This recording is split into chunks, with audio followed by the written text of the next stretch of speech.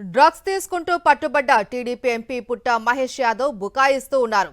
తాను తప్పు చెయ్యలేదు అంటూ MP Mahesh Yadav video release చేశారు. అయితే డ్రగ్స్ తీసుకున్నాడా లేదా అన్న విషయంపై దాటవేశారు.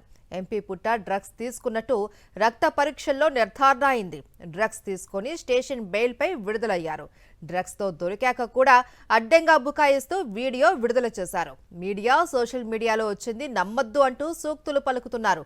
ఇప్పటికే ఎంపీ మహేష్ డ్రగ్స్ తీసుకున్నట్టు తెలంగాణ పోలీసులు ప్రకటించారు. పుట్ట మహేష్ యాదవ్ వీడియోపై సర్వత్రా విమర్శలు వ్యక్తమవుతున్నాయి. ఏలూరు ప్రజలకి అలాగే ఆంధ్రప్రదేశ్ ప్రజలకి అందరికి కూడా నమస్కారాలు. ఇవాళ నేను ఎక్కడ కానీ తప్పు చేయలేదు. మీ అందరికీ నేను చెప్పుకోవాల్సిన అవసరం ఉంది.